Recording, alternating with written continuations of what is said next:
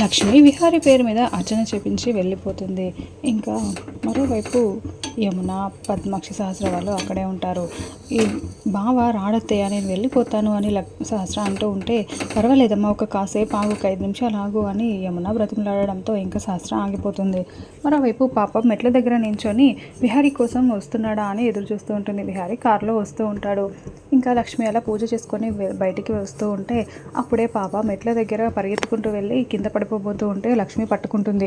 చూసుకోవాలి కదమ్మా, ఇలా పరిగెట్టుకుంటూ వెళ్ళిపోతే దెబ్బలు తగులుతాయి, చూసుకొని ముందు వెనక చూసుకొని వెళ్ళాలి అని లక్ష్మి చెప్పడంతో, చాలా థ్యాంక్స్ ఆంటీ, మీరు మొన్న కూడా నన్ను కాపాడారు కదా, మీ పేరేంటి ఆంటీ అని పాప అడుగుతూ ఉంటే, నా పేరా సిరి అని లక్ష్మి చెప్తుంది. ఇంకా సేమ్ పించ్ ఆంటీ, నా పేరు కూడా సిరినే అని పాప చెప్తూ ఉంటుంది. ఇంకప్పుడే హరికృష్ణ బామ్మ ఇద్దరు వాళ్ళని చూసి, ఏమైందమ్మా ఈ పాప నీకు ముందే తెలుసా అని బామ్మ అడుగుతుంటే, తెలుసు బామ్మ అని లక్ష్మి అంటూ ఉంటుంది. ఇక జాగ్రత్తగా వెళ్ళు పాప అని లక్ష్మి చెప్పేసి అక్కడి నుంచి వెళ్ళిపోతుంది. మరోవైపు ఆ తర్వాత పండు పాప దగ్గరికి వచ్చి, సిరమ్మ విహారీ బాబు నన్ను కొట్టేస్తాడో ఏమో, నాకు చాలా భయంగా ఉందమ్మా అని అంటూ ఉంటే, పండు నువ్వు ఇక్కడికి ఎందుకు వచ్చావు, వెళ్ళి దాక్కో అని పాప పంపించేస్తుంది. ఆ తర్వాత విహారీ కార్ అక్కడ ఆగుతుంది. విహారీ కార్లో నుండి దిగుతుంటే, నాన్నొచ్చాడు అని పాప గెంతులేస్తూ ఎగురుకుంటూ ఉంటుంది.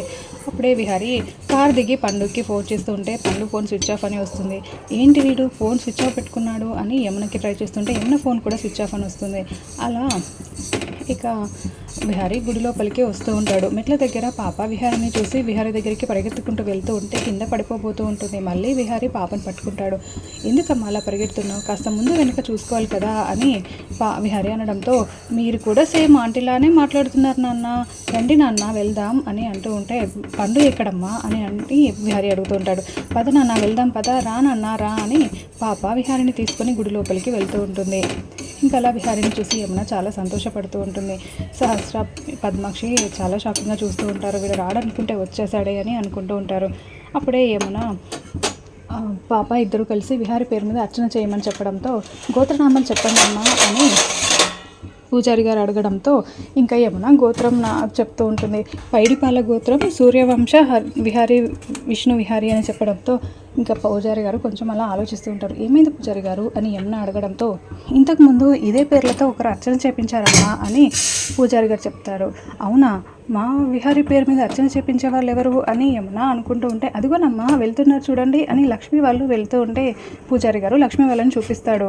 ఇంకా అందరూ అటువైపుగా చూస్తూ ఉంటారు. అప్పుడే ఫ్యాక్టరీలో పనిచేసే వాళ్ళు వస్తూ ఉంటారు. వాళ్ళే పూజ చేపించారనుకొని, ఓ అవునా అని వీళ్ళు సైలెంట్గా ఉండిపోతారు. లక్ష్మి వాళ్ళు అక్కడి నుంచి వెళ్ళిపోతారు.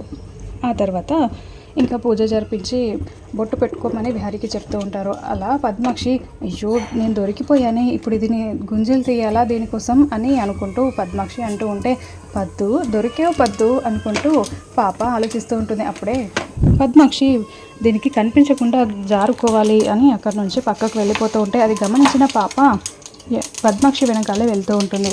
అలా పద్మాక్షి నక్కి వెళ్తూ ఉంటే ఒక దగ్గర హరికృష్ణ కొబ్బరికాయ కొనుక్కొని వస్తూ ఉంటాడు. ఇంకా అప్పుడే పద్మాక్షికి తగలడంతో ఆ కొబ్బరికాయ కాస్త గాల్లోకి ఎగిరి వచ్చి తల మీద పడుతుంది పద్మాక్షికి. అమ్మా ఎవర్రా నువ్వు, ఇలా తగిలించావేంటి అని పద్మాక్షి బాబుని తిడుతూ ఉంటే, ఒక్క నిమిషం ఆగండి, ముందు మీరు నాకు 3 సార్లు సారీ చెప్పండి అని అంటూ ఉంటాడు. 3 సార్లు సారీ చెప్పడమేంట్రా, వెళ్ళవు ఇక్కడ నుంచి అని పద్మాక్షి కసురుకుంటూ ఉంటుంది.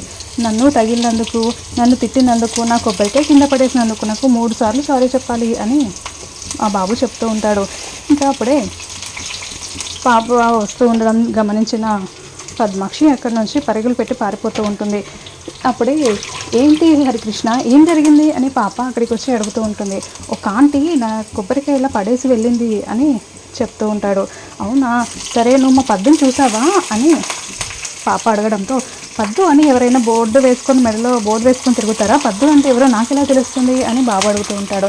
ఓ అవును కదా, ఎల్లో కలర్ శారీ కట్టుకున్న ఆవిడని చూసావా అని అంటూ ఉంటే, ఓ ఆవిడ ఇందాకే నన్ను తిట్టేసి ఇటు వెళ్ళారు అని బాబు చెప్పడంతో ఇంకా పాప పద్మాక్షిని వెతుక్కుంటూ వెళ్తూ ఉంటుంది. ఇంకొక దగ్గర చెట్టు చాటున పద్మాక్షి కనిపించడంతో, రాపద్దు అని లాక్కుని వెళ్ళి వినాయకుడి ముందు గుంజులు తెప్పిస్తూ ఉంటుంది. ఆ తర్వాత ఇంకా విహారీ అక్కడ నుంచి ఫైల్ ఏదమ్మా అని అడగడంతో, నాన్న మీ ఫైల్ని నేను పూజ చేయించడానికి ఇచ్చాను పూజారి గారు, నేను ఇందాక ఇచ్చిన ఫైల్ ఇవ్వండి అని పాప అడుగుతుంటే పూజారి గారు ఆ ఫైల్ తీసుకొచ్చి ఇస్తారు. ఇంకా అందరూ హ్యాపీగా విహారీతో పూజ జరిపించడం వల్ల చాలా సంతోషంగా ఉంటారు. మరోవైపు లక్ష్మి వాళ్ళు కూడా అదే టెంపుల్లో ఉంటారు. మరి విహారీ వెళ్ళేలోపు లక్ష్మికి ఎదురు పడతాడా, ఏం జరుగుతుందో చూడాలి.